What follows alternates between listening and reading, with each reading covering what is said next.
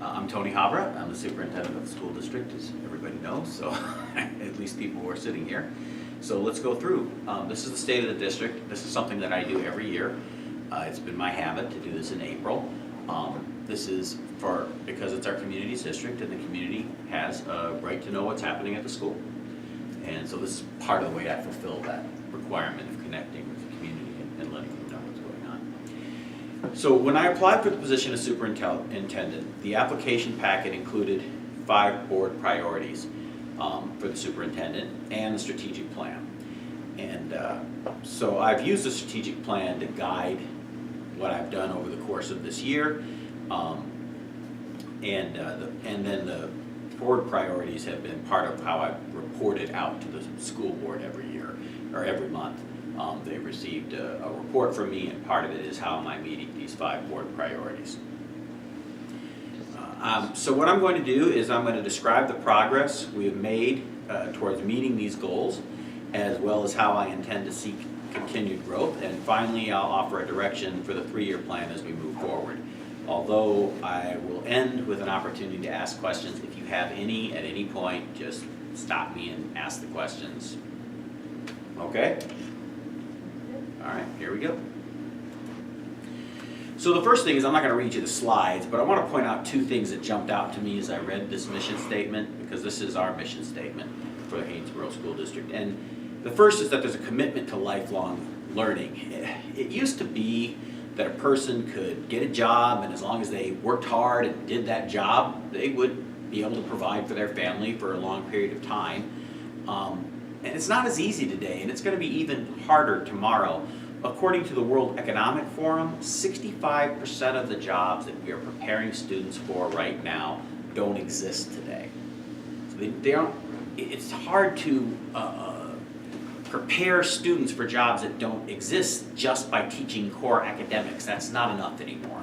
We need to be able to teach them critical thought and creativity and having the courage to take risks. And if they're doing those 3 things, they're going to be a lot more able to be flexible enough to learn the specific skills for the jobs. The second that's in here that jumps out at me is contribute to a changing world. We expect our students to contribute to a changing world, not the world that I grew up in, not the world that you grew up in, but the world that they're going to grow up in, which is very different. And they have to be ready to contribute and connect to the community, whatever it looks like. And I'm very hesitant to assume that I have any idea what that community is going to look like. Things change. Our vision continues along the same themes. We want students to participate in their community and graduate prepared for their future.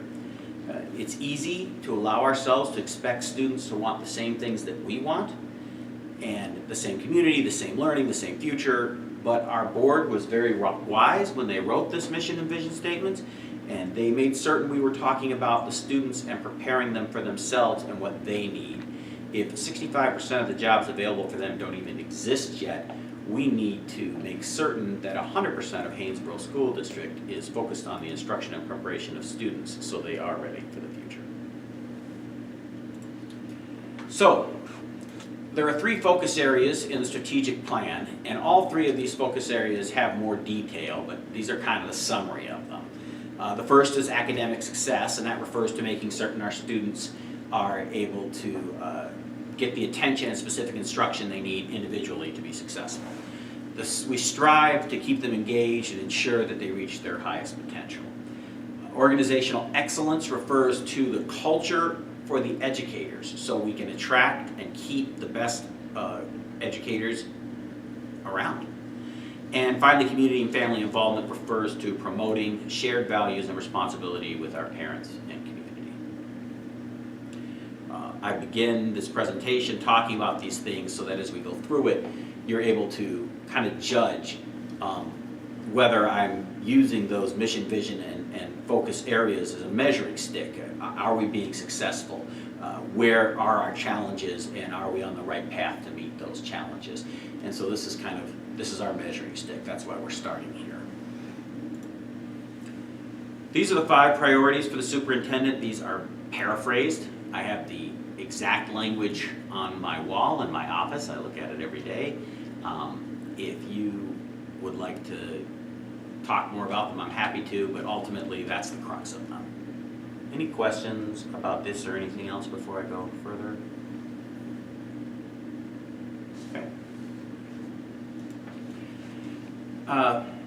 So, starting with the first one, which is engaging instruction for all. There was a tremendous effort put into creating engaging instruction for our students.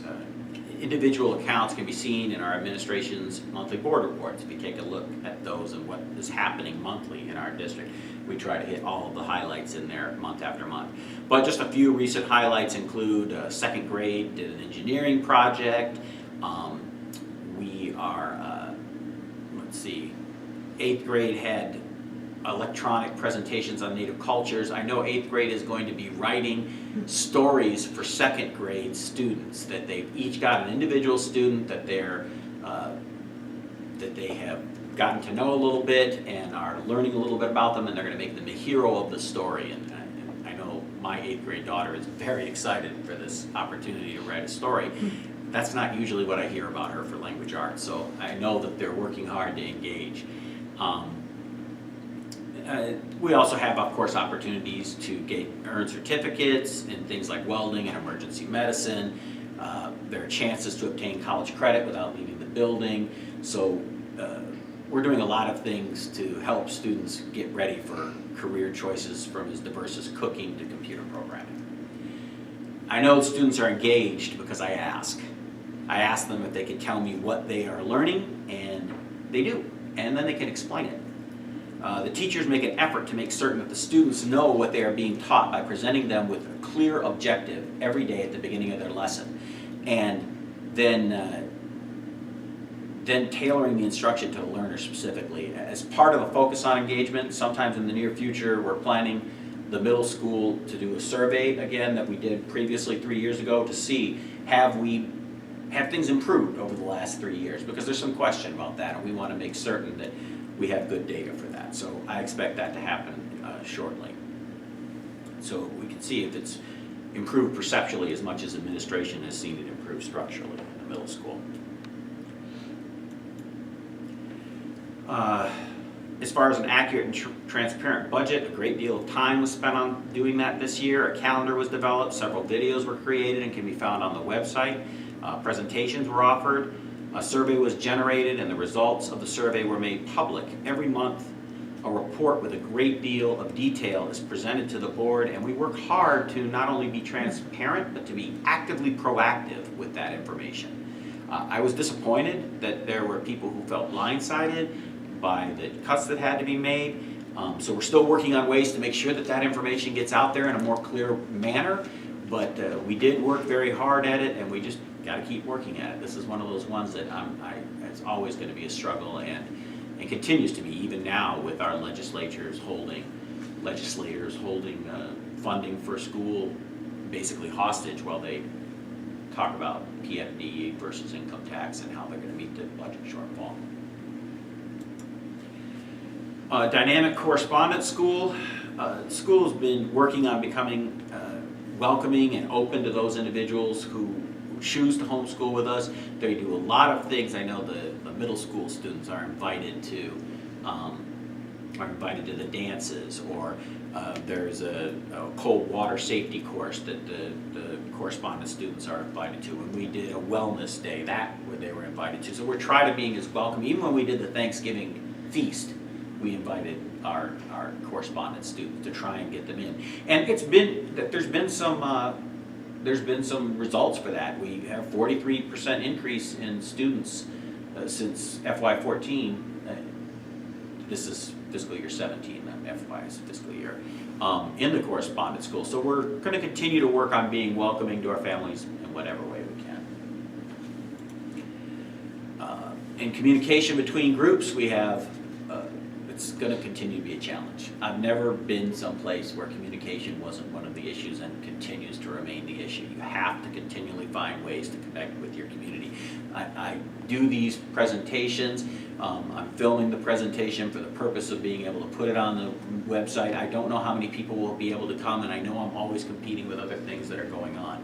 But it's important that we make the opportunity available, and hopefully people will be able to attend. This year we focused on restructuring the school advisory council. We're using surveys to gather information and summaries to disseminate the information gathered. There's been videos on the website, an active Facebook page, a formalized communication structure led by the educators to discuss areas of concern with administration. That's called the leadership team. That's been going on for a while, but that's another way we make sure there's a lot of communication going on, or as much open communication as we have. Emails and notifications through PowerSchool, individual and group meetings, presentations, and just talking and meeting with people wherever they are. We'll continue to seek new and better ways to connect, and are starting with the restructure of the website, which we've already got going. If you go to our website now, it looks different than it did a month ago. It's still a little clunky, but it's getting better, and hopefully by next year it'll be clean and much easier to use. So it's nice in that you really can drag and drop it, and it looks much better since it's in blocks. If you look on a mobile phone, you can get to the whole thing now. So we're making advances. And speaking of technology, the board wanted to know if we were getting our money's worth, so I started gathering information. I have an entire report on this information, and I went through it pretty carefully, and I'll share it with anyone who wants to read the specifics. But using surveys, personal observation, and relying heavily on Sam McFeeters, who is our technology guru in the district, I was able to determine that it is being used appropriately, both instructionally and developmentally, in the classroom as a tool to enhance instruction. That we know that technology will be a part of whatever happens for our students as we prepare them for the future. And so we want to make sure that we don't make the mistake of believing or pretending that it is the only thing that's important. So it's a tool, it's just a piece of what we do. And as we're watching it, we want to maintain what we're doing, because I think the district has struck a really nice balance between the two. So we want to continue working on maintaining stability for our district's technology use. Now, during the interview process, I said that my first year was going to be about exploration, the second about consolidation, and the third about innovation. And the remainder of this presentation is devoted to describing what we're going to do, what we do well, and how we might address our growth edges moving forward. A couple of points I want to bring up before we continue. First, remember that I was exploring. As I was exploring, I kept the mission, vision, and strategic plan statements in the back of my head at all times. So as we're going through these, I'm connecting those in my head with, are we doing these things appropriately? And they are academic success, organizational excellence, and community and family engagement. Those are the three. The second point is that I do not pretend to have all the answers. Even as I present this information to you, I'm fully aware that certainly how and potentially if we address these issues, these areas, will depend on the feedback I get and have gotten. And I am a newcomer to Haines, and as hard as I work to understand and connect to our culture, I still have a lot of work to do. So I am presenting this information with the understanding that it will, and already has, changed. So, I wrote up here that we have great students and a great community and great educators, and that's really easy to say, so let me try and put this in context for you. I've been in education for 22 years.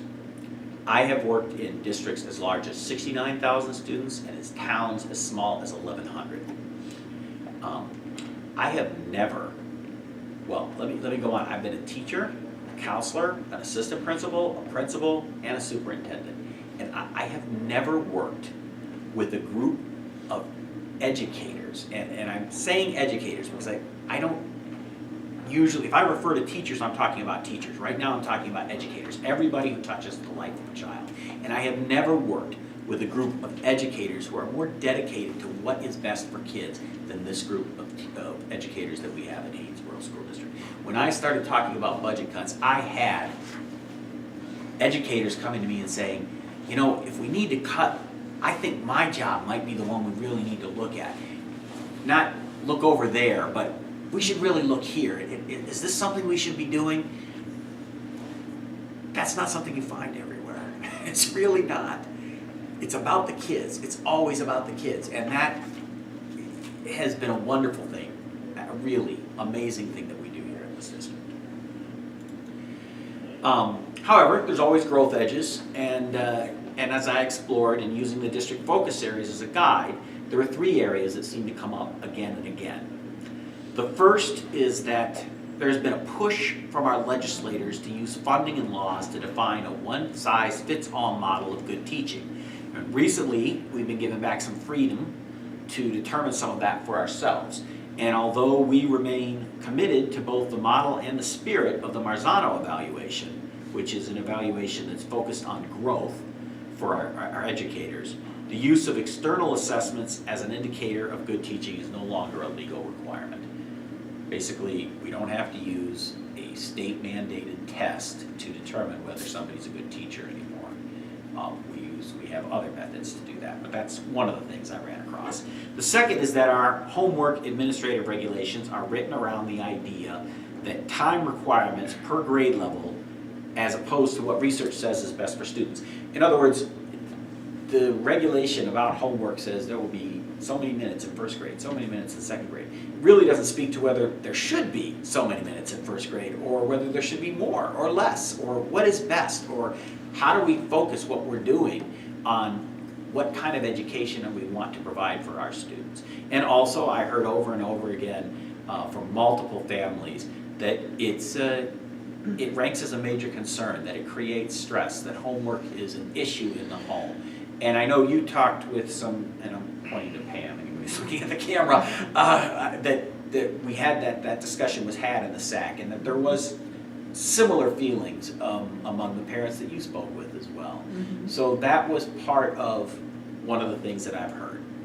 And the third thing that I heard is that the business community is very concerned about whether or not our students understand the rules of work. What are the rules of work? And whether they go, and this is important as we prepare our students for work, whether they go straight to employment or whether they go to the military or whether they go to the university and then to employment, are we doing well as the business community feeling that Haines Borough School District students are prepared to enter the world of work at some level? Questions? Okay, so that's what I found this year. This is what we're looking at for next year. So we're going to address these issues, but how are we going to address them? We're going to address them slowly, deliberately, and together. To start with, I've asked the board, and they've agreed to a half-day workshop in July. The purpose of that workshop is to spend time with each of the priorities that I spoke about earlier, and to take a look at our strategic plan, looking at the mission, vision, guiding principles, focus areas, and goals. If anybody wants to see that strategic plan, it's online, or I'll be happy to provide a copy for you. And the board is going to decide whether to renew, revise, or remove any of these priorities that are there. So we're going to have that discussion. And that could potentially change some of these focuses that I found as I've gone through this first year. But assuming that they don't change radically, we're going to use that input and research and experience to address our growth edges.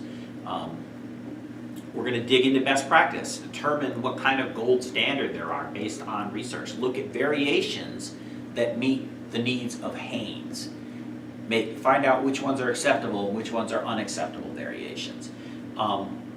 We're going to slightly adjust the teacher evaluation to reflect individual teacher growth within our district. We're going to adjust the homework plan for Haines. We're going to look at that administrative regulation and see how do we make sure that we're meeting the needs of our students and what is research and educationally appropriate. And then we're going to outline how we teach and integrate the rules of work.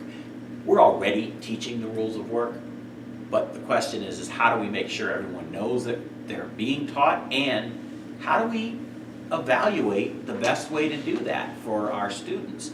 How do we evaluate and show that we're doing this so that our students have some idea where their own growth edges are and the areas that they need to work on as they try to meet the needs of the world of work? So there's going to be a 4-question test. There's always a 4-question test. Will it benefit the education of our students? Will it benefit our families and community? Will it benefit our educators? And is it fiscally responsible? And meeting those 4 parts, it will tell us whether we have a good plan. And once we put this in process, this isn't the end. Year 3 is when we're going to actually implement the stuff that we're talking about. And then after we implement it, we're going to go back and check it. It's kind of a rotation thing. Is it working? What are the barriers? How do we address those barriers? These are all things that will happen as we move forward. It's called the Plan, Do, Check, Act model. A business calls it the Baldrige method, or total management, TMC, total management quality, TQM, total quality management. In any case, there's lots of different models, but they all go around this idea that you plan out what you're going to do, you implement it, you check to see if it's working, and then you act to make changes, and then you do it all over again. So, that's it. Any questions?